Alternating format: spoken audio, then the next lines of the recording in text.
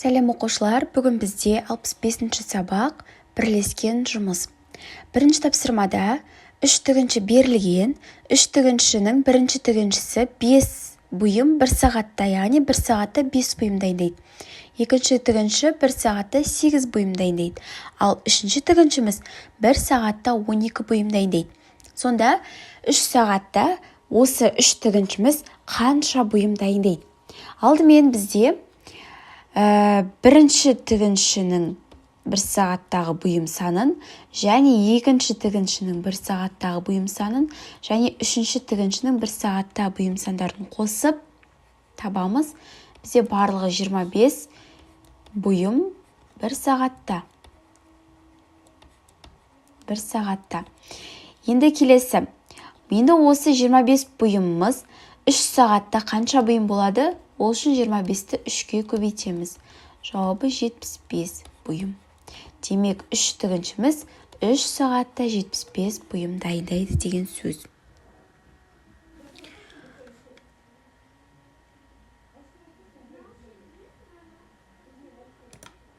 Келесі тапсырма, екінші тапсырма, 2 шалғышы бірлесіп 360 метр квадрат жердің шөбін шапты. Олардың біреуі 1 сағат, ал екіншісі 2 сағат жұмыс істеді. Егер жұмыс өнімділіктері бірдей болса, әрқайсысы қандай ауданның шөбін шапты? Алдымен біз 2 сағат пен 1 сағатты қосамыз. Яғни екінші шалғышы мен бірінші шалғышының сағат сандарын қосамыз, сонда бізде 3 сағат екеуі, сонда барлығы 3 сағат жұмыс жасады. Енді бізде барлығы 360 метр шаршы болғандықтан, осыны біз барлық сағат санымызға бөлеміз. Сонда бізде 120 метр квадрат бөлінген сағат. Енді 120-ны, шыққан 120-ны бірінші сағат санына көбейтеміз, сонда бізде 120 шығады. Сосын 120-ны екінші шалғышымыздың сағат санына көбейтеміз, сонда бізде 240 сағат саны. Сонда бұлардың өнімділіктері 120 болып тұр, және әрқайсысы біріншісі шалғышымыз 120, екінші шалғышымыз 240 метр квадрат жерді шапты. Үшінші тапсырмада телефон жөндеуші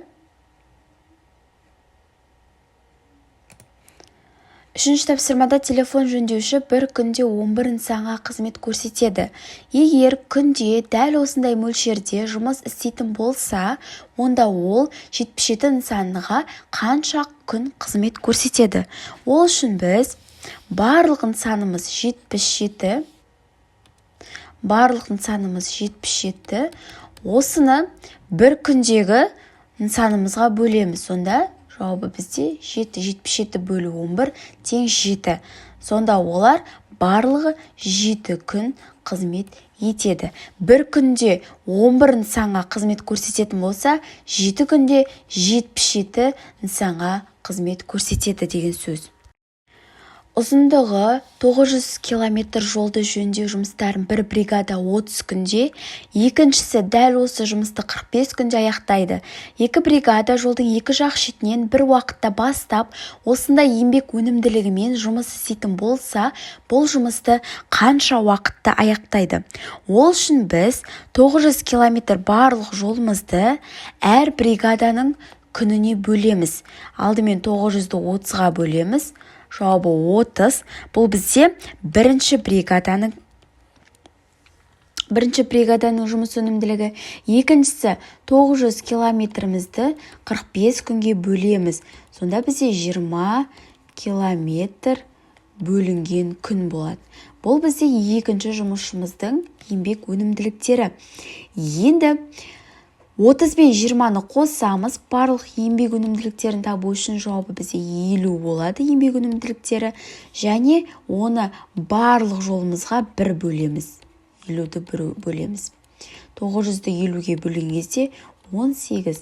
Сонда екі бригада, екі жолдың екі жақ шетінен бастап, дәл осындай 50 километр бөлінген күн өнімділікпен жұмыс істеп, бұл жұмысты 18 күнде аяқтайды.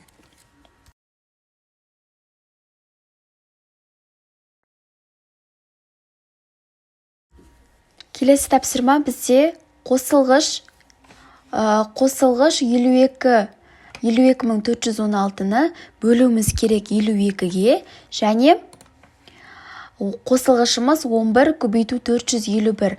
Мына есепте алдымен 52, бірінші деп қойын, 52.416 бөлемін 52-ге қосылғыш болғандықтан қосамыз 11 көбейту 451.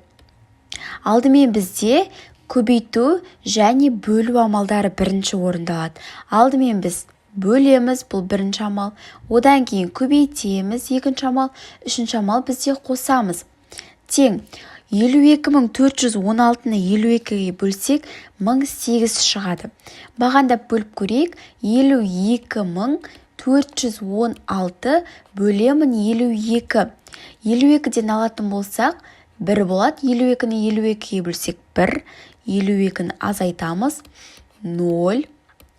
Так, 41-ді түсірсек, 41 бізде 52-ге бөлмейді. Сол үшін 416-ны береміз. Неше сан түсірдік? Қосымша 2 сан түсірдік. 2-0 қоямыз. 416-ның ішінде 52 8 рет кездеседі. 8-2-міз 16, 1 ойда. 8-5-ім 40, ойдағымен 41. Азайтатын болсақ 0. Жауап бізде 1008 шықты. Қосам. 11-ді 451-ге көбейтетін болсақ, 4961 шығады. Сонда 1008 бен 4961-ді қосатын болсақ, 5969 шығады. Келесі екінші тапсырмамызда солай. 80.000 12-ні қосамын, жақша 28.054 және азайтамын 987. Ал мынандай жағдайда алдымен бізде жақша орындалады, одан кейін қосу амалы орындалады. Жақшаны бірінші орындайтын болсақ, алдымен 80.000 12-ні жазып аламыз, қосамыз, жақшаның ішіне есептейтін болсақ, бізде жауабы 27.067 болады. 27.067. Енді осы санымызды 80.000 12-ге көбейтіп қосатын болсақ, 107.079 шығады. Келесі үшінші тапсырма. Мына жердегі 3. 3-те дәл сондай. 3-ті мына жерге жазайын. 3. 73.650-ді қосылғыш болғандықтан қосамыз балалар, және оны қосатын болсақ, 850 бөлемін 50-ге. Алдымен қандай амал орындалады дедім жаңа? Көбейту, бөлу амалы бірінші орындалады. Яғни бізде көбейту амалы жоқ, бөлу амалы бар, сол үшін бірінші орындаймыз. Шыққан санымызды мына жерде қосу амалы арқылы санымызға қосамыз. Бірінші 850-ді 50-ге бөлсек, 73.650-ді жазып алайық. Қосу амалын қойық. 850-ді 50-ге бөлсек, 17-ден келеді. Дұрыс па? Өзіміз есептеп көреміз, оны да 17-ге қосамыз.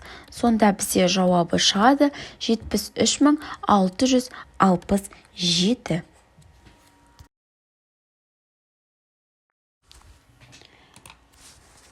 Бізде келесі есепте, балалар 6-шы есепте, бірінші сауыншы 2 сауын аппаратымен ыдыстарға 1 сағат ішінде 15 сиыр сауады дейді.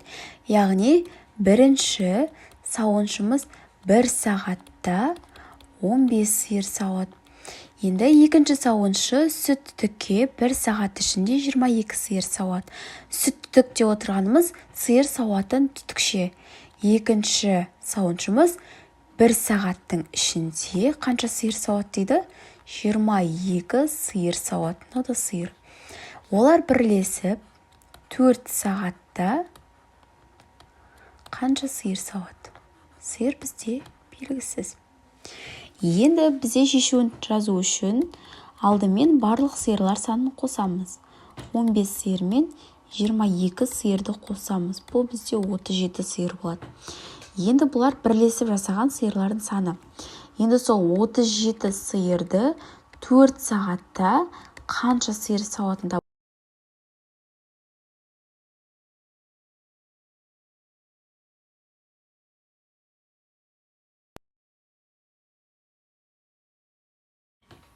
Үй қояндары 5 күнде 12 килограмм сәбіз жейді.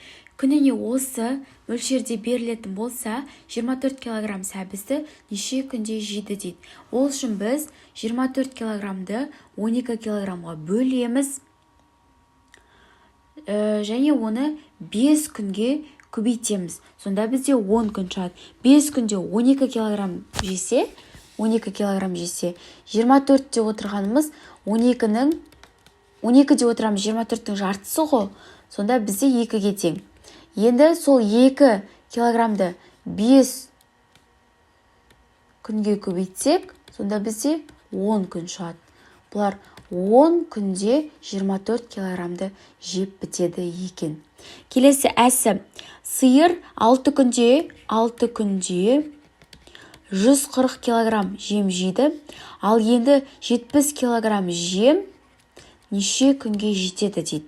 Ол үшін біз 70-ті бөлеміз 140 деп, және көбейтеміз 6 деп аламыз. Енді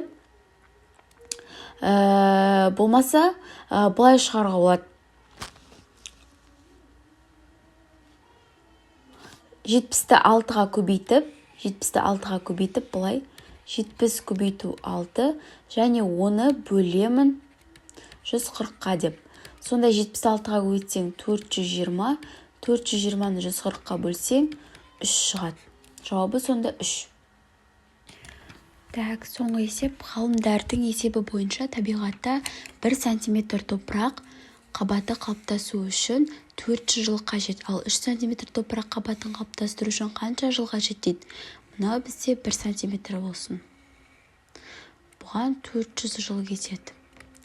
Дәл өзіне тағы да 3 сантиметр толтыру үшін 2 және 3. Сонда 1, 2, 3 болды. Бұл да 400 болады. Және бұл да 400 жыл болады. Енді бізде 400-іміз неше? 1, 2, 3.